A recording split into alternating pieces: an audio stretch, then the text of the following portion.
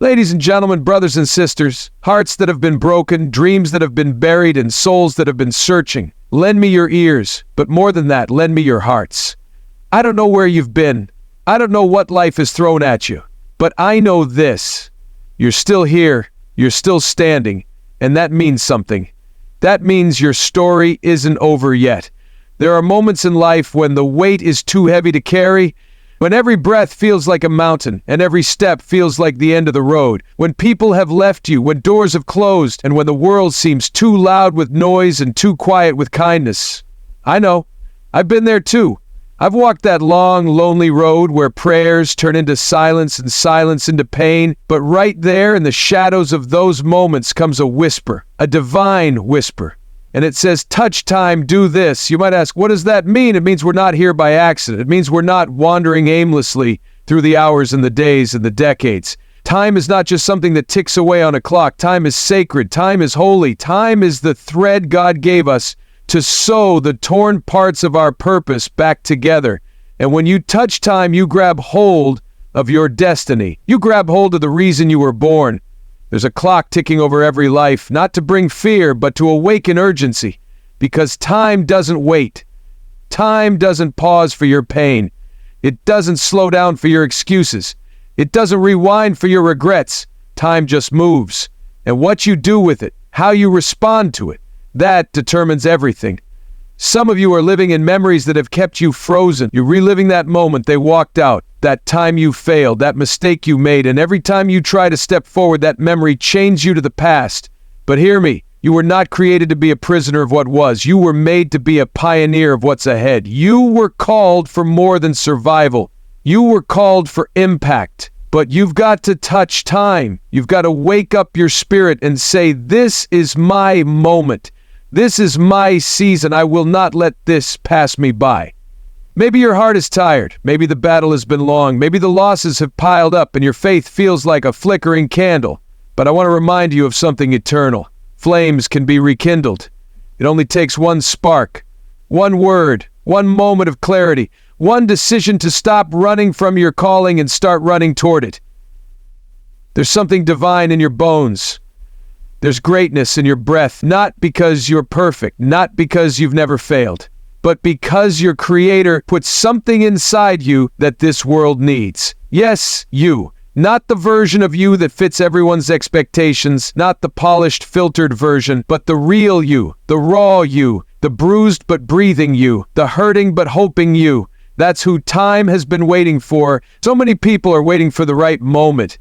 They say, I'll do it when I feel ready. I'll move when the pain goes away. I'll answer the call when life calms down. But hear me, life will never be perfect. The storm may not stop, the fear may not leave, but you were never meant to walk on calm water. You were meant to walk through the waves, eyes fixed forward, soul anchored deep. Time won't stop for you, but it will respond to your faith. Touch time. Do this. What is this? This is the dream buried under years of doubt. This is the book you never wrote, the apology you never gave, the courage you never wore, the love you never accepted, the song you never sang. This is your calling. This is your awakening. This is your moment. And all of heaven is leaning over the edge, holding its breath, waiting to see what you'll do with it. You think it's too late. Let me tell you, delay is not denial. Some of the most powerful stories were born in the twilight of life. Some of the greatest breakthroughs came after seasons of silence. It's not too late. You're not too far gone. If you're breathing, you're not done. Don't you dare let the enemy convince you that your worth has expired. God's promise has no deadline. Grace does not run out of time, and I feel this for someone tonight. You've been trying to be strong for too long. You've worn the armor. You've smiled through storms. You've pretended to be okay when your soul was breaking. But strength isn't just standing tall. Sometimes the strongest thing you can do is fall to your knees and whisper, God, I need you. I can't do this on my own. That's not weakness. That's wisdom. That's surrender.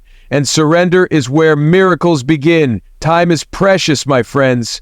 It's not something we can borrow. It's not something we can buy. It's a gift.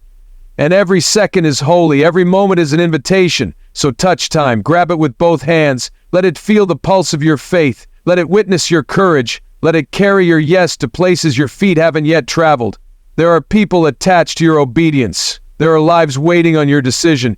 You don't see it now, but every time you choose faith over fear, someone else finds the courage to believe.